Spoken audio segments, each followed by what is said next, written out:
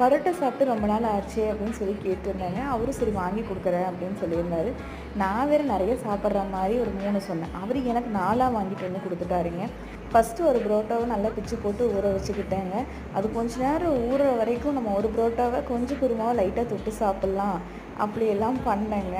நான் என்ன பண்ணிட்டேன், 3 பேக்கெட் குருமா கொடுத்துருந்தாங்க. சரி அதில் ஒரு பேக்கெட் எடுத்து ஊற்றிட்டு அதை ஃபுல்லாகவே நானே ஊற்றிட்டேன். எனக்கே இருக்கட்டும் அப்படின்னு சொல்லிட்டு, மிச்சம் 2 பேக்கெட்டெல்லாம் இருக்குல்ல அப்படின்னு சொல்லி வச்சுட்டேன். ஒன்றை எடுத்து தனியாக வச்சு சாப்பிட்டுட்டு இருந்தேங்க. ஒன்றே சாப்பிட முடியல.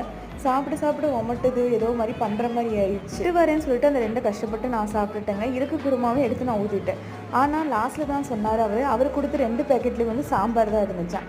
போய் கேட்டுட்டு வாங்கன்னா, இதுக்காக நாங்கள் போயிட்டு வர முடியுமா, பெட்ரோல் செலவு பண்ணிவிட்டு அட்ஜஸ்ட் பண்ணி சாப்பிட்டுக்கிறேன்னு சொல்லிட்டாருங்க. இட்லிக்கு சாம்பார் வச்சாவே சாப்பிட மாட்டாருங்க. ஆனால் அன்றைக்கி புரோட்டாக்கு சாம்பார் வச்சு சாப்பிட்டாரு. சாரிங்க பார்க்காம சாப்பிட்டுட்டேங்க. அவரும் பரவாயில்லன்னு சொல்லிட்டாருங்க.